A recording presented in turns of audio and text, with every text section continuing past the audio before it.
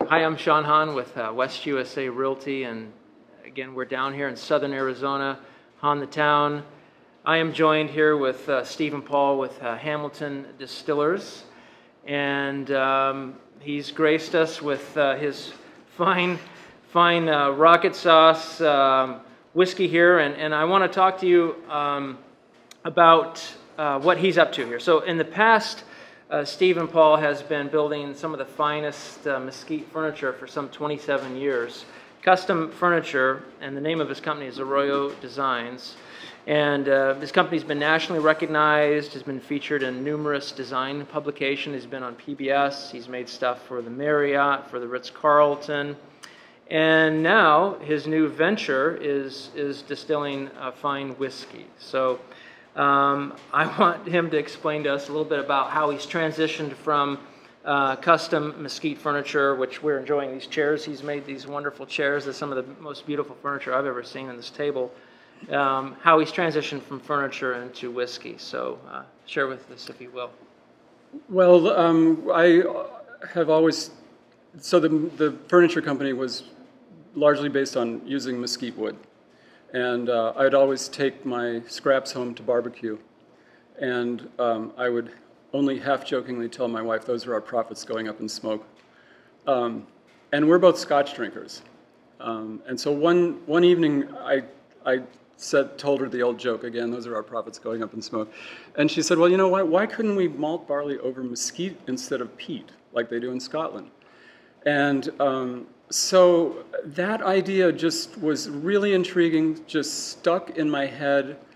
Thought I would experiment, ordered a little 5-gallon still like so from Portugal, little copper, very old world looking still.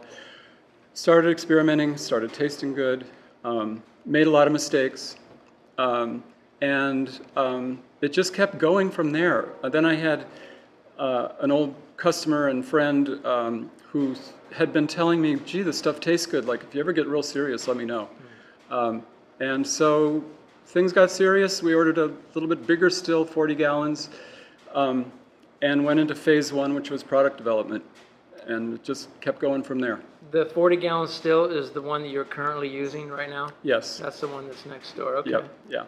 Yeah, that's more like artwork. It looks more like Aladdin's lamp or a big giant, you know, it looks more like artwork than something that actually makes something. It does. It really is, I think, from Northern Africa. I mean, originally the style was from Northern Africa. They called it an alembic still. Okay.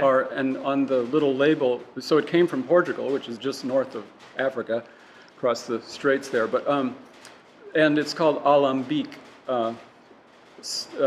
That's the still name. Wow. So yeah. Is it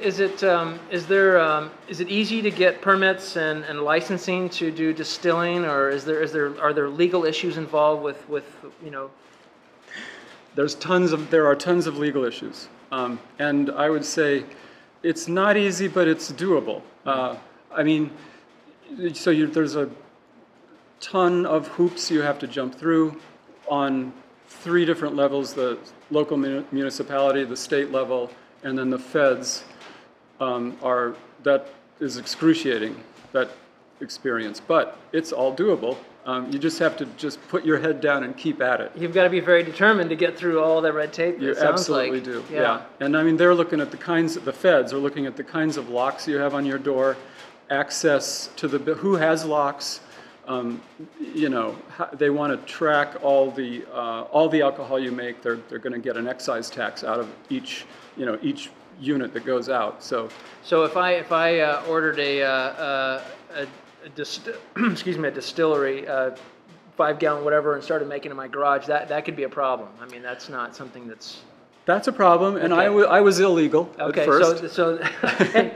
All so, right. But you know, I just figured I was really doing no one any harm, and yeah. Really I wasn't selling anything, and really making not great stuff in the beginning. So right. they wouldn't be interested in me. Right. So I felt okay, as long as I didn't broadcast it. You know? Okay. So how long has it taken you to come up with? You've got 3 different kinds of whiskey. How long does it take you to develop these recipes?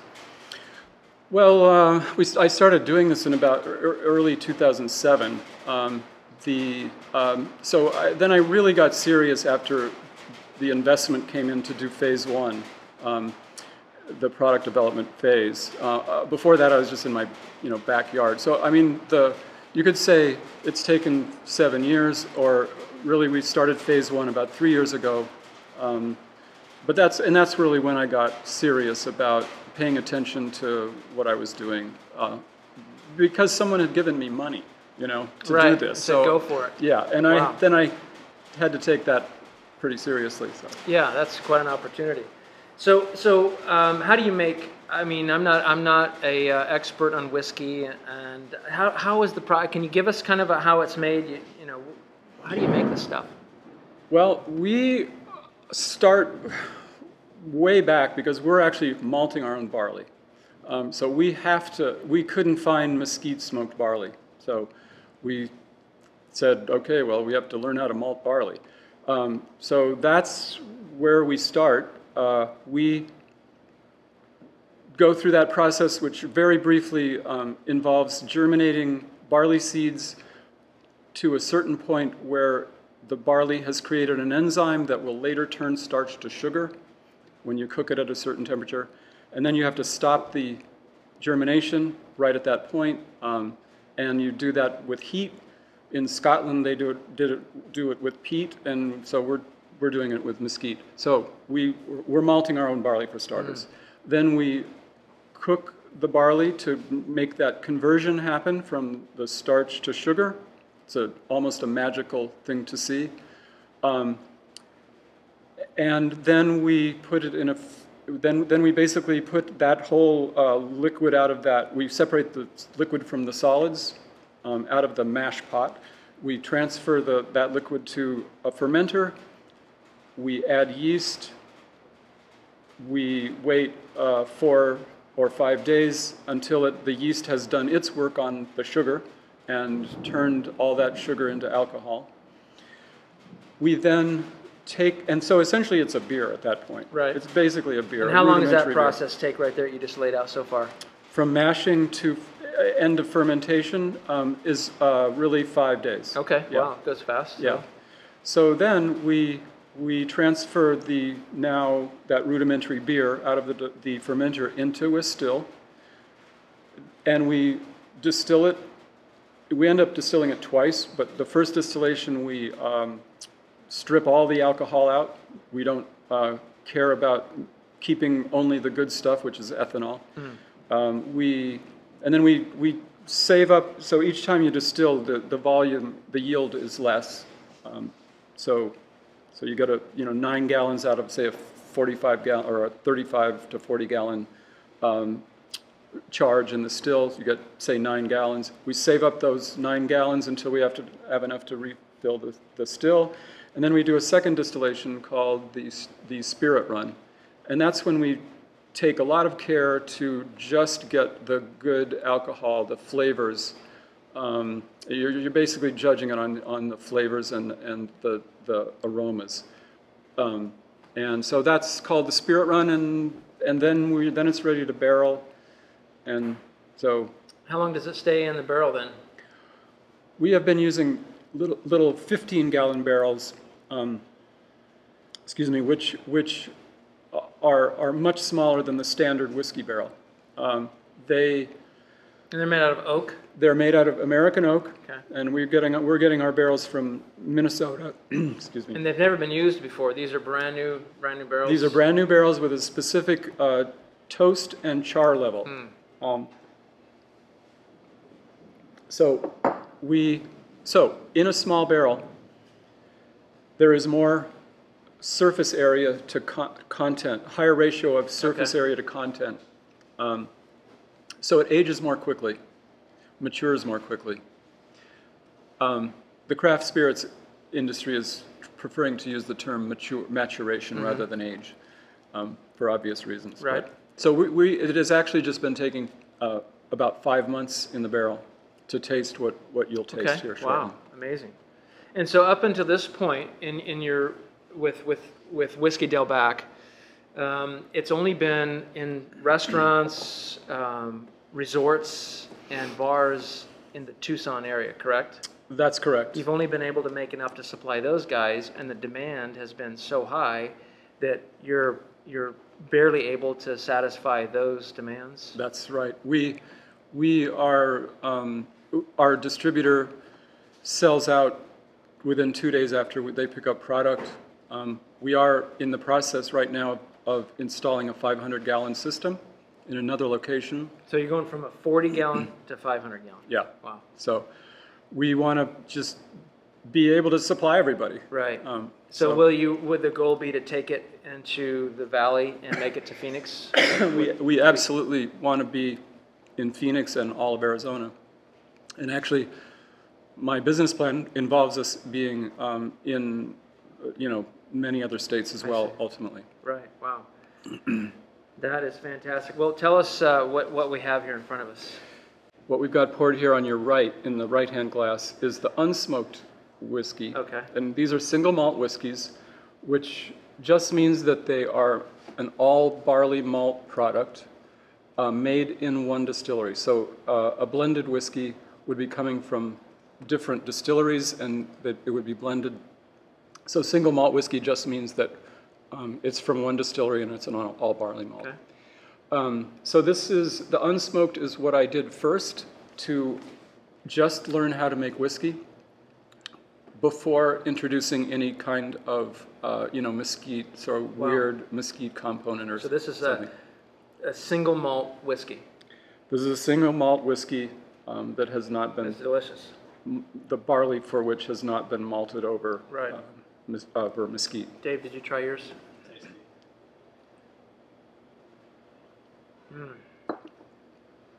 Yeah, that's exceptional. That's exceptional. So the next, oh God, my throat. Sorry. Need more whiskey. That's right. So the next glass is basically our kind of signature product, although people have been loving both of these. But so this is, you'll notice, is very smoky. Yeah. And it's the result of the malt that we make ourselves, and we dry it over mesquite. And so we actually, it comes out of the barrel much more smoky than this. And we actually blend it back with the unsmoked, I see. Wow. just so that we're not hitting people over the head with smoke. Right, get too smoky. Let's try it.